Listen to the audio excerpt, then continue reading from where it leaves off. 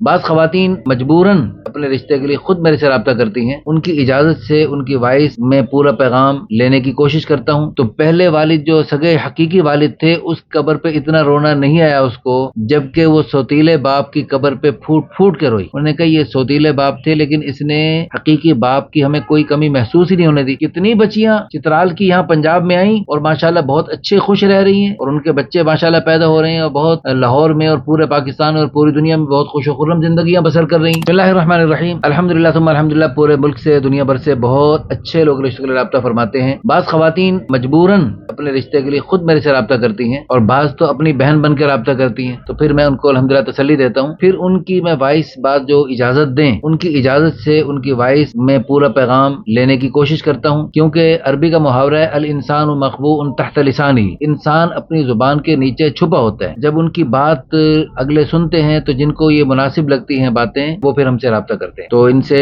بڑی مشکل سے اپنے وائس میں یہ پوری تفصیلات ہمیں بول کر بھیجی ہیں، تو آپ اس کو سن لیجئے۔ تو جن کو یہ ساری باتیں مناسب لگیں وہ ان سے رابطے کے لیے ہم سے فوراً ہم رابطہ کریں اور باقاعدہ رجسٹریشن کروائیں، اور جن کو مناسب نہیں، ان کے معیار پر پورے نہیں اترتے، لیکن ان کی درد بھری آواز سن کر ان کے لیے دعا کر دیجئے، ان کی آڈیو سنیے اور دعائیں کیجئے اور دعائیں لیجئے۔ بسم اللہ الرحمن الرحیم، السلام علیکم ورحمۃ اللہ وبرکاتہ۔ مولانا عادل محمود صاحب، میری بہت سی نیک دعائیں آپ کے ساتھ ہیں۔ میں آپ کی ویڈیو دیکھی اور دیکھتی آ رہی ہوں۔ جس طرح آپ نے نکاح کی بات کی ہے، شاید ہی کوئی دوسرا بندہ کر سکتا ہے۔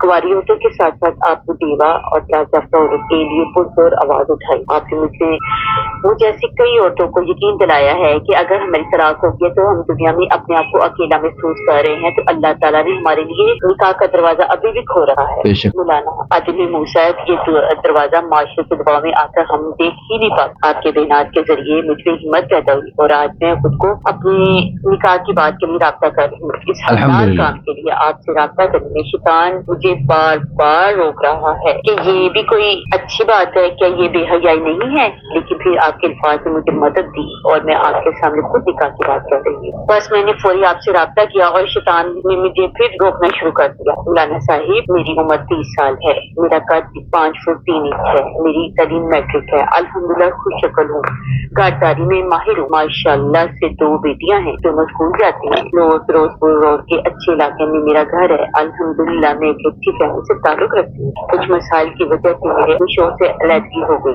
اب میں دوسری شادی کرنا چاہتی ہوں تاکہ مجھے ایک مضبوط سہارا مل سکے۔ مولانا عادل محمود صاحب، میری بچوں کو باقی شفقت میسر آ سکے۔ نبی کے صلی اللہ علیہ وسلم کا مفہوم ہے کہ جو 2 لڑکیوں کی تربیت کرے گا اسے جنت ملے گی۔ کمی بیشی ماں، مجھے امید ہے کہ دنیا میں ابھی بھی اچھے لوگ میری بیٹی کو دل سے باپ بن کر اپنائیں گے، خوش دلی سے ان کے اخراجات اٹھائیں گے، اپنی سکی بیٹیوں کی طرح ان سے پیش آئیں گے۔ میری بیٹیاں بہت سمجھدار اور عزت کرنے والی ہیں۔ مولانا عادل محمود صاحب، انشاءاللہ مجھ سے یا ان سے کوئی شکایت نہیں ہوگی۔ انسان سے یہ پتہ چلا ہے کسی مجھ سے قتل کرنے والا انسان ہے جس کے ساتھ ہم ماں بیٹیاں خود کو محفوظ سمجھ سکیں۔ مولانا صاحب، میرے نکاح کے لیے میرے بہن بھائی مجھے سپورٹ نہیں کریں گے، مجھے آپ کی سپورٹ درکار ہے۔ آپ بھائی بن کر میری مدد کیجیے، میرے لیے کوئی اچھا رشتہ تلاش کیجیے۔ اللہ تعالیٰ اس بابرکت سے آپ کی غیب سے مدد فرمائے، آپ کے رکے ہوئے کام بنا دے، آپ کو زندگی کے ہر موڑ پر کام دے۔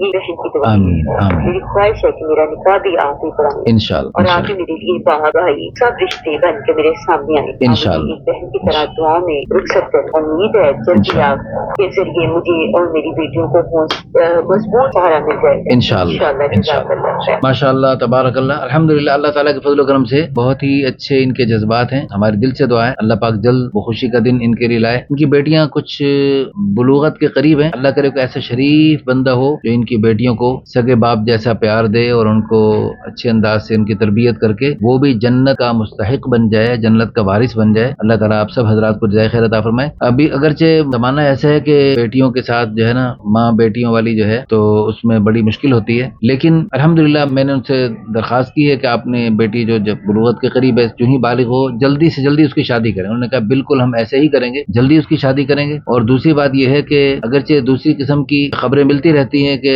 بیٹیوں کو لوگ بری نظر سے دیکھتے ہیں پھر اس قسم کے، لیکن الحمدللہ اس قسم کی خوشخبریاں بھی ہیں کہ جنہوں نے سوتیلی بیٹیوں کی کے ساتھ سگی بیٹیوں کی طرح جی باپ والی شفقت کا اظہار کیا۔ ابھی پچھلے دنوں میرے سامنے ایک آیا، سوتیلی بیٹی کی شادی ہوئی اور اس کا لڑکی کا پہلا باپ بھی فوت ہو گیا تھا، یہ سوتیلا باپ بھی فوت ہو گیا، بلکہ اب جب اس خاتون نے پہلے باپ فوت ہوا، پہلے اس کا شوہر فوت ہوا، اس نے شادی کر لی، تو اس نئے بندے نے اپنے بچوں کی طرح ان کو پالا پوسا، یعنی شادی سے پہلے وہ فوت ہو گیا۔ جب شادی ہوئی تو وہ لڑکی اپنے شوہر کے ساتھ اپنے دونوں والدین کی قبر پہ گئی، پہلے والد کی قبر پہ بھی گئی اور دوسرے والد کی قبر پہ بھی گئی۔ تو پہلے والد جو سگے حقیقی والد تھے اس قبر پہ اتنا رونا نہیں آیا اس کو، جبکہ وہ سوتیلے باپ کی قبر پہ پھوٹ پھوٹ کے روئی۔ شوہر تو حیران ہوا کہ کیا بات ہے، یہ تو سوتیلا باپ تھے۔ انہوں نے کہا یہ سوتیلے باپ تھے لیکن اس نے حقیقی باپ کی ہمیں کوئی کمی محسوس ہی نہیں ہونے دی، اور ہمیں تو بالکل اس وقت چھوٹی بچے تھے تو اس لیے ہم نے تو اپنے سگے باپ کی شفقت دیکھی ہی نہیں، ہم نے تو اسی باپ کی شفقت دیکھی، اسی لیے رو رو کے دعائیں کر رہے ہیں۔ تو اگرچہ اس وقت معاشرے میں دوسرے چہرے بھی ہیں لیکن اچھے چہرے بھی ہیں۔ اب ہمارے چترال کے بعض ہمارے پیارے بھائی بہت اچھے لوگ ہیں، نیک لوگ ہیں، لیکن چترال کی بعض لڑکیوں کی شادیاں ہوئی ادھر پنجاب میں، اور ان میں سے بعض لڑکیوں کو مشکلات پیش آئیں اور ان کے ساتھ اچھا سلوک نہیں کیا گیا۔ اب چترال والوں نے فیصلہ کر دیا کہ ہم جو ہے نا چترال میں اپنی بیٹیاں نہیں دیں۔ یہ بڑا عجیب فیصلہ ہے بھائی، یہ بڑا عجیب فیصلہ ہے۔ یہ تو ایسے ہی فیصلہ ہو گیا جیسے چترال میں بھی کتنی لڑکیاں ایسی ہوتی ہیں جن کی شادیاں ہوں اور وہ شادیاں ناکام ہو جاتی ہیں، تو وہ تو ہر جگہ میں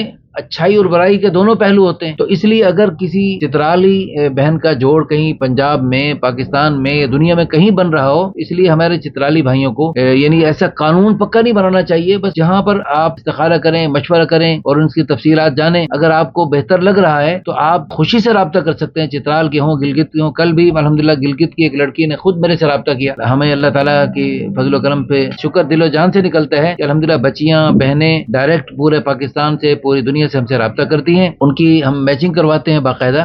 جب وہ خود لڑکیاں مطمئن ہو جاتی ہیں، پڑھی لکھی سمجھدار بچیاں ہوتی ہیں، بعض دفعہ والدین اور بہن بھائی اپنے اپنے کاموں میں مشغول ہوتے ہیں، ان کو اتنی فکر نہیں ہوتی اور ان کے لالچ ہوتی ہے۔ جیسے سوات کی ایک لڑکی نے میرے سے رابطہ کیا جس کے والد نے کو نوکری پہ لگا رکھا تھا اور اس کی کمائی کھا رہا تھا، غریب تھے بیچارے۔ تو بہرحال اس لڑکی نے کہا جی میری تو بہت ہی پریشانی کی بات ہے، میری شادی نہیں ہو رہی، میں کیا کروں کیا کروں۔ تو اس نے اتنی پریشانی کا اظہار کیا، ہمیں مجبوراً اس کی خفیہ شادی کروانی پڑ گئی، کیونکہ باپ جو ہے نا، باپ کو فکر ہی نہیں تھی، اور مجبوراً اس کی خفیہ شادی کروانی پڑی ہمیں، کیونکہ اس کو گناہ کا شدید خطرہ تھا، اور بار بار ہمیں فون کر رہی تھی۔ اگرچہ ہمیں مناسب نہیں لگتے یہ باتیں کہ والدین کی سرپرستی کے بغیر شادیاں کی جائیں، لیکن جہاں کہیں شدید گناہ کا خطرہ ہو اور بالکل کھلم کھلا گناہ ہو رہے ہوں آس پاس، اور وہ جو ہے حلال راستے پہ آنا چاہتی ہے، تو بہتر تو یہی ہے کہ حلال طریقے سے اور والدین کی سرپرستی میں نکاح ہو، اور وہ غلط راستے کو چھوڑ کر اپنی کسی بھی ضرورت کو پورا کرنے کے لیے حلال راستے پہ آنا چاہیں، تو احسن البلیتین پر عمل کرتے ہوئے ہم ان کا خفیہ نکاح کروا دیتے ہیں۔ ہم نے کروائے ہیں بھائی، مجبوری، اب کیا کریں۔ اللہ تعالی ہم سب کو دین کی سمجھ نصیب فرمائے، خیر پہ چلنے کی اور خیروں کو پھیلانے کی توفیق عطا فرمائے، آمین ثم آمین۔